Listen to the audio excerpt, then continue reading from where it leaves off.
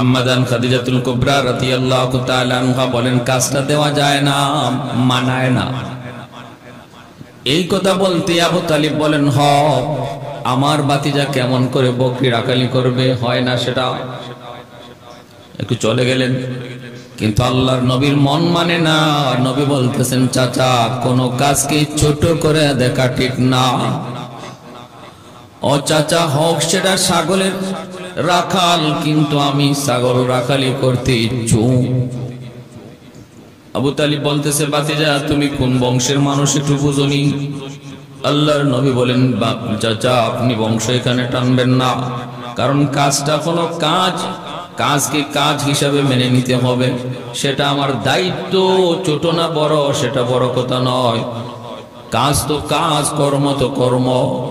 চাচা আপনি একটু দয়া করে আমাকে চাকরিটা লয়া দেন। বারবার পিরাপিরিতে আবু তালিব আসলেন, আম্মাজান খাদিজাতুল কুবরা কাজটা দিলেন।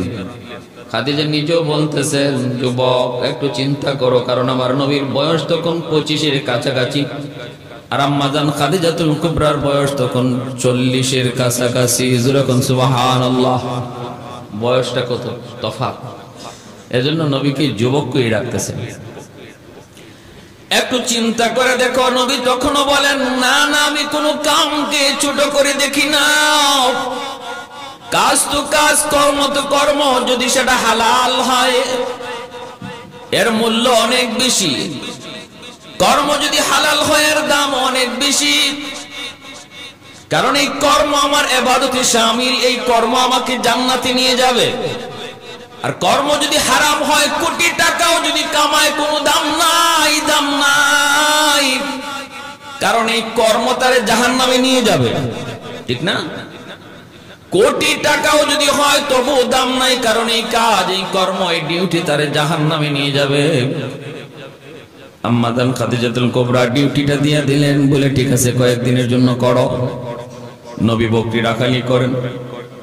অতএব মনে রাখবা, যারা চাকরি করো খেয়াল কইরো, তোমার চাকুরি কর্মের ভিতরে আমার নবীর আদর্শ আছে। কারণ নবীর প্রথম জীবনটা শুরু হয়েছে চাকুরির দ্বারা।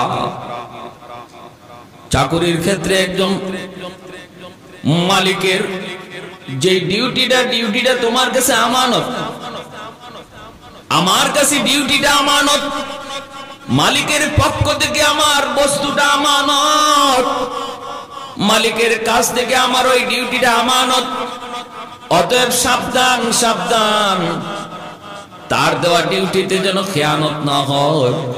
আল্লাহ নবী বকরি রাখালি করেন, কতটা দায়িত্ববান। একদিন বকরি রাখালি করলেন, বাড়িতে বকরিগুলা ফিরল, দেখা যায় পেট অনেক ভারী, খুব খাইছে। খাদিজাতুল কুবরা বলতেছেন, মনে মনে ভাবেন, গতকালও তো বকরি রাখালি করলো অন্য রাখাল, এত পেট ভরে তো বকরি খায় নাই, ঘটনা কি? তাহলে মুহাম্মদ কোথায় রাখলো? দ্বিতীয় দিন দেখি, একটু খেয়াল করে, দ্বিতীয় দিনও দেখা যায় পেট ভরে খানা খাইছে, চেহারাও বকরির ভালো হয়ে যাইতেছে, একটু নাদুস নদুস হয়ে গেছে। আম্মাজান খাদিজাতুল কুবরা বলেন, একটু মন চাইলো আমি একটু দেখি। ওনার প্রাসাদের ছাদে ওইটা তিনি তাকায় দেখেন, আমার আপনার নবী মরুর দুলাল, তিনি পাথরের মধ্যে টেস দিয়ে বসে আছেন। আর আমার নবীকে বিষাক্ত সাপ দুইটা ফনা দিয়া বাতাস দিতেছে। আর নবীর পাশেই যে আম্মাজানের বকরিগুলা পাহারাদারি করতেছে জঙ্গলের বাঘ। যেরকম সুবহানাল্লাহ। অবাক হয়ে গেল, অবাক। আম্মাজান তাকায় দেখেন এই মরুভূমির উত্তপ্ত গরম, উপরে সূর্যের তাপ, সেই তাপ থেকে নবীকে বাঁচানোর জন্য কে যেন আকাশের এক টুকরা মেঘমালা তার মাথার উপরে ছায়া দিয়ে রাখছে। এক টুকরা মেঘমালা নড়ে না, চড়ে না, মাথার উপরে ছায়া। এই দৃশ্যগুলি তিনি দেখতেছেন আর মনে মনে ভাবতেছেন, যুবক তো জানতেন কোন যুবক নয়, সাধারণ কোন যুবক নয়, যাকে বাতাস দেয় জঙ্গলের বিষাক্ত সাপ ফনা ধরে, যাকে উপরে ছায়া দেয় মেঘমালা, যার বকরিগুলা রাখালি করে বাঘ। পানি পান করানোর জন্য কুয়ার কাছে গেলেন, যেই কুয়া থেকে বালতি ফালে পানি তুলতে হয়, সেই পানি নবী কাছে যাওয়া মাত্রই কুয়ার পানি উপরে উঠে যায়। বকরিগুলা লাইন ধরে ধরে পানি পান করে, আবার যার যার জায়গায় এসে তারা দাঁড়ায় যায়।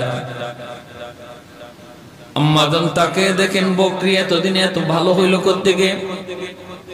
বকরি তো অনেক বিয়ারা, অনেক বিয়ারা। বকরিটা আপনি সামন দিকে টানবেন, সে পিছনে যাইতে চাইব। আপনি পিছন দিকে টানবেন, সে সামনে যাইতে চাইব। আপনার মর্জি মতো বকরি চলবে না, আবার তার মর্জি মতো আপনি চলতে চাইবেন, তাও হবে না। এমন এক বিয়ারা জাতীয় জন্য আল্লাহ পাক সব নবীর এই বকরি রাখালি করাইছেন ধৈর্য পরীক্ষা নেওয়ার জন্য। মুসা আলাইহিস সালাম একদিন বকরি রাখালি করতে করতে একটা বকরি দৌড়তেছে, দৌড়তে তিনিও পিছনে পিছনে দৌড়ান। এত গরম, নবী বকরির পিছনে পিছনে দৌড়তে ক্লান্ত হয়ে গেলেন, বকরিটাও ক্লান্ত হয়ে গেল। মুসা নবী বকরিটারে কুলে নিয়া আদর করে বলতেছেন, কেন এতটা দৌড়লি তুই? নিজেও কষ্ট করলি, আমাকেও কষ্ট করাইলি, কেন তুই এতটা দৌড়লি? কেন আমারে কষ্ট করাইলি? যখন আদর করে করে কথাটা বলতেছেন, তখন আর আরশের মালিক বলে, মুসা এইবার নবুয়তি পাওয়ার উপযুক্ত হয়ে গেছে। যখন সুবহানাল্লাহ, টাইম হয়ে গেছে, নবুয়ত পাওয়ার টাইম এবার ওকে হয়েছে। আল্লাহ নবী, রহমতের নবী, তিনি বকরি পানি পান করান। বকরিগুলা ওইটা মানুষের মতো, ভদ্র মানুষের মতো পানি পান করে আবার ভদ্র মানুষের মতো লাইনে দাঁড়ায়। আম্মাজান খাদিজাতুল কুবরা সবগুলা দেখলেন, সব দৃশ্যগুলা দেখে তিন হয়ে গেল, আমি তো জেনতেন মানুষকে রাখি নাই, আমি তো জেনতেন মানুষ পাই নাই। নবী আসা মাত্রই আম্মাদান সমস্ত কর্মচারীদেরকে ডাইকা মিটিং এ তিনি জানায় দিলেন, ঘোষণা করে দিলেন, ম্যানেজার, আজ থেকে তোমার ম্যানেজারি পোস্ট থেকে তুমি নিচে নামলা, আর আমার যত ব্যবসা আছে সমস্ত ব্যবসার চিফ ম্যানেজার বানায়া দিলাম মুহাম্মদকে। সুবহানাল্লাহ, সব সাইটের ম্যানেজার মুহাম্মদুর রাসূলুল্লাহকে। আল্লাহ নবী বাধা দিলেন, বলতেছেন, আপনি এমনটা করেন না, আমি মাত্র নতুন আসছি, কি বুঝি, এখনো কিছু দ্বারা দিশাই পাইলাম না আপনার ব্যবসা কোন দেশ থেকে কোন দেশে। বলে, এত কথা বলা লাগবে না, সব আমি বুঝিয়ে দিব। ম্যানেজার সে প্রতিবাদ করে কয়, আমি চাকরি করবো না। আরেকজন আছে কি কয়, কেশিয়ার, হে কয় আমি পথ ছেড়ে দিব।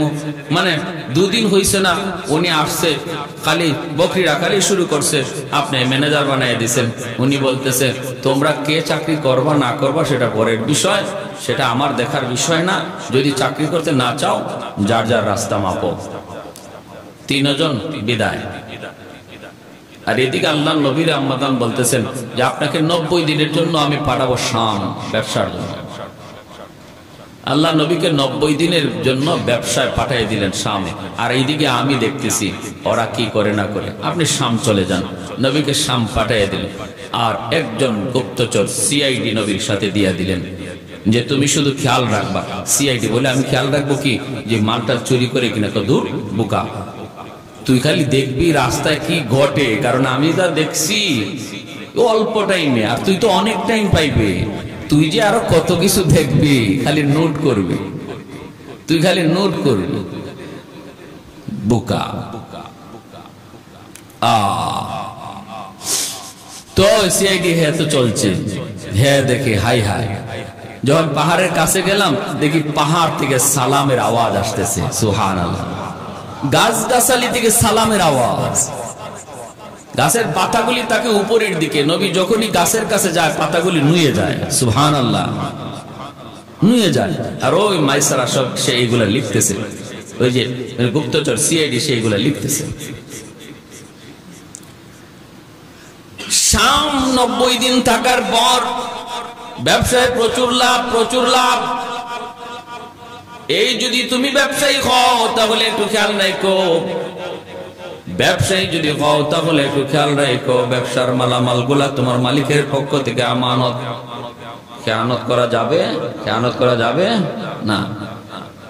প্রতিটা ক্ষেত্রে আমার নবীর এই ডিউটিটা পুরা এই ব্যবসার সফরটা পুঙ্খানুপুঙ্খ করে সিআইডি গুপ্তচর লিখে রাখছে। নবী কখন কি করছেন, কিভাবে কার সাথে কি বলছেন, মাল আছে এই দাম এত, মাল আমার এই হলো কিছু খোদ, এই হলো কিছু দোষ, এটা হলো ভালো মাল, এটা হলো একটু খারাপ মাল, ভালোটার দাম এত, খারাপটার দাম এত। বিক্রেতা বলে দিবে, কোনো কিছু গোপন রাখা যাবে না, কোনো কিছু অদৃশ্য রাখা যাবে না। কাস্টমার দেখে না, আমি দেখতেছি, হারাম ব্যবসা হারাম হয়ে যাবে।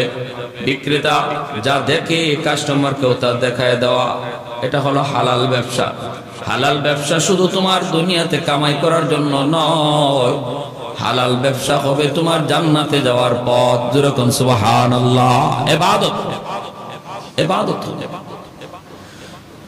10 টাকার মাল কিনছি আমি 12 টাকা দিয়ে, মিথ্যা। আমি কত দিয়া কিনলাম বলার প্রয়োজন নাই, যদি বলতেই হয় যত দিয়া কিনছি এতই বলা লাগবে। লাভ করার জন্য কিনছি 10 টাকা দিয়া, কয় 12 টাকা দিয়া কিনছি, আপনারে আমি 12 টাকা দিন কেমনে? 100 টাকা দিয়ে কিনছি, আপনারে 100 টাকা বেচমু কেমনে? আবার দেখা যায় 100 টাকা দিয়ে আবার বেচেও, তাহলে বোঝা গেল 100 টাকা দিয়ে কিনে নেই, ঠিক না? এই যে বলছে 100 টাকা দিয়ে কিনছি, এটা মিথ্যা কথা বলছে। কি বলছে? মিথ্যা কথা। হ্যাঁ, আপনি যদি যাতায়াত খরচের ভিতরে ঢুকান, যাতায়াত খরচটা ঢুকান, মালের সাথে মালটা কিনছেন 100 টাকা দিয়ে, আপনি যাতায়াত খরচ বাবদ এই মালে আরো 1 টাকা ঢুকছে, বলেন 101 টাকা, অনুমতি আছে। কিন্তু এটারে আপনি 110 টাকা বলবেন, 110 টাকা দিয়ে কিনছি, 100 টাকা বেশি কেমনে? এই কথাটা বইলে আবার 110ই বেচতেছেন কেন? এটা এই যে একটা মানসিকতা আমাদের, এটা ওই মুহূর্তে খুব কৌশলে শয়তান অন্তরে ঢুকাই দেয়। এতটুকু না বললে কিন্তু হতো।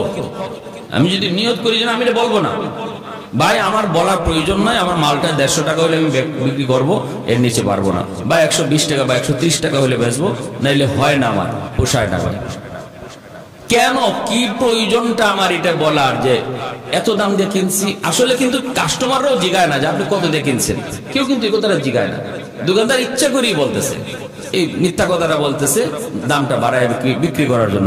হালাল ব্যবসাটা হারাম বানায় ফেলতেছে। যেটা তার জান্নাতে যাওয়ার পথ হবে, সেটা জাহান্নামের পথ বানাইতেছে, শুধু এই জবানটার কারণে, এই জিহ্বাটার কারণে। একটু সংযত হই। এজন্য বলতেছি, এই রবিউল আউয়াল মাস, এই মাসটা নবীর জীবনী স্টাডি করেন, পড়েন। আমার রাসূল একজন চাকুরি কর্মকর্তা হিসেবে বা তিনি কিভাবে তার ডিউটি পালন করছেন, আর ব্যবসায়ী হিসেবে ব্যবসা কিভাবে করছেন, একটু পড়েন। পড়া নিজের জীবনটা এইভাবে গোছান। যে মানুষটার জীবনটা এইভাবে গোছাইলো, সেই মূলত কি হলো? আল্লাহর ওলি, সেই আল্লাহর ওলি। 40 বছর পর্যন্ত আমার নবীর জীবনীটাকে বলা হয় মিলাদুন নবী। 40 বছরের পরের অংশটাকে বলা হয় সিরাতুন নবী। মিলাদুন নবী, সিরাতুন নবী লইয়া ঝগড়া আছে না নাই? আচ্ছা, একটু ভালো করে বুঝেন, কম সময় শেষ করব, 2 মিনিট। মিলাদুন নবী, সিরাতুন নবী লইয়া একটু ঝগড়া আছে, একটু বুঝেন। মিলাদুন নবী নিয়ে ঝগড়া করার প্রয়োজন নাই, সিরাতুন নবী নিয়ে ঝগড়া করার প্রয়োজন নাই। মিলাদুন নবী বলা হয় নবীর জন্ম বৃত্তান্ত। মিলাদ, জন্ম বৃত্তান্ত, জন্মের আলোচনা। জন্ম থেকে নিয়ে 40 পর্যন্ত, 40 বছর পর্যন্ত আমার নবীর কাছে ওহী আসে নাই, আল্লাহর কোরআন নাজিল হয় নাই, নামাজের বিধান আসে নাই, রোজার বিধান আসে নাই, হজ যাকাতের বিধান 40 বছর পর্যন্ত নবীর পান নাই। নবী পান নাই বলে তাহলে নবী কি 40 বছর পর্যন্ত তিনি নামাজ রোজা পড়েন নাই বলে পড়ছেন? আগের তরিকায়, আগের নবী ঈসা আলাইহিস সালামের তরিকায় তিনি ওইভাবে পড়ছেন। 40 বছর পর্যন্ত আল্লাহর নবীর জীবনে হজ পাওয়া যায় না, যাকাত পাওয়া যায় না, কারণ বিধানিত নাজিল হয় না, বিধানিত নাজিল হয় না। নামাজও এইরকম 5 ওয়াক্ত নামাজ পাওয়া যায় না। তবে আল্লাহকে তিনি মানতেন, আল্লাহকে চিনতেন, শিরিক করতেন না, এতটুকু বুঝছিল। আপনার কাছে ধর্ম না বুঝলেও বিবেক দিয়ে অন্তত এই কথাটা বোঝা যে আল্লাহ এক, মূর্তি কোনোদিন খোদা হতে পারে না, বট গাছ কোনোদিন খোদা হতে পারে না, গঙ্গা কোনোদিন খোদা হতে পারে না। এতটুকু বুঝ আপনার জেহেন দিয়া বুঝা, আপনার ব্রেন দিয়া এটা সমাধান বের করা, ব্রেন দিয়ে এটা মেনে নেওয়া, এটা আপনার উপরে ফরজ, প্রতিটা মানুষের উপরে ফরজ। যদি কোনো নবীর দাওয়াত নাও আসে, কারণ এতটুকু বুঝার জন্য আল্লাহ মানুষকে বিবেক দিচ্ছেন, নাইলে আমার বিবেক আর গরু ছাগলের বিবেক এক হয়ে যেত। হাইওয়ানাত এতটুকু বুঝে না, কারণ এই যুক্তি, এই জ্ঞান আল্লাহ তাদেরকে দেন নাই। মানুষ তোমাকে আলাদা জ্ঞান আল্লাহ দিচ্ছেন, এই জ্ঞানটা দিয়ে আল্লাহর পরিচয়, একত্ববাদের পরিচয়। অন্তত নামাজ তুমি এই ব্রেন দিয়ে বের করতে পারবা না, সেটা ভিন্ন কথা। তোমার এই ব্রেন দিয়ে রোজা বাইর করতে পারবা না, সেটা ভিন্ন কথা, মেনে নেওয়া যায়। তোমার এই ব্রেন দিয়ে তুমি হজ যাকাত বের করতে পারবা না, সেটা মেনে নেওয়া যায়। কিন্তু আল্লাহ একজন আছেন যিনি চালাইতেছেন, আর তার সাথে কেউ শরীক, এমন মূর্তি, দেবতা, গঙ্গা, তুলসী গাছ, বট গাছ, এগুলা তার কোন শরীক হতে পারে না। এটা বের করা এই জ্ঞান, এই বুদ্ধি বিবেকের উপরে ফরজ। এজন্য ইমাম আবু হানিফা রাহমাতুল্লাহি আলাইহি বলছেন, একজন মানুষ যদি জঙ্গলে বড় হয়, ছোট্ট একটা বাচ্চা জঙ্গলে বড় হয়, আর কোনো মানুষ যদি তার কাছে না থাকে, তাহলে এই ছেলেটা একটু বড় হবে, যুবক হবে, বয়স হবে, তখন যত বয়স হবে তত সে আল্লাহর ওলি হয়ে যাবে। আল্লাহর পরিচয় না শোনাইলেও যদি কোনো গুনার কথা, গুনার আওয়াজ, গুনার চিত্র তার চোখের সামনে না আসে, সে একজন খাঁটি আল্লাহওয়ালা মঈনুদ্দিন চিশতি আব্দুল কাদের জিলানীর মতো ওলি হয়ে যাবে। সুবহানাল্লাহ। তাহলে এতটুকু যুক্তি ব্রেইন আল্লাহ তো দিছেন। এজন্য বলতেছিলাম 40 বছর পর্যন্ত নবীর এই সময়টাকে মিলাদুন নবী বলে, আর 40-এর পরের অংশটাকে সিরাতুন নবী বলে। 40-এর ভিতরে আপনি নামাজ, রোজা, হজ, যাকাত পাবেন না। বাকি এর ভিতরে আপনি আমার নবীর জীবনের অনেক অলৌকিক ঘটনা পাবেন। জন্মের সময় কি হয়েছে, নবীর বাল্যকালে কি হয়েছে, সিনা চাক হয়েছে, তারপরে আমার নবীকে দেখা এই শিশুকালে কিভাবে পশু পাখি সালাম জানাইছে, আমার নবীর শিশুকালে নবীর মাথায় কিভাবে আকাশের মেঘমালা ছায়া দিছে। জন্মের সময় মা আমেনা বলতেছেন, সব মহিলারা তাদের বাচ্চা পেটে নেওয়ার পর শরীর ভারী হয়, কিন্তু আমি আমেনা আমার মোহাম্মদ পেটে আসার পরে কোনো ভারিত্ব অনুভব করি নাই। যেরকম সুবহানাল্লাহ, অনুভব করি নাই। নবীর পুরা শরীরটা দুনিয়াতে আসছেন একদম পরিষ্কার পরিচ্ছন্ন, আমার নবীর গায়ে কোনো ময়লা ছিল না। নবীজি দুনিয়া আসছেন সেজদারত অবস্থায়, এক আঙ্গুল উঁচু করে। আল্লাহর নবী শুরুতেই আল্লাহর একত্ববাদ ঘোষণা করছেন। নবী দুনিয়াতে আগমন করছেন, কিছুক্ষণের জন্য মা আমেনা নবীকে পান নাই।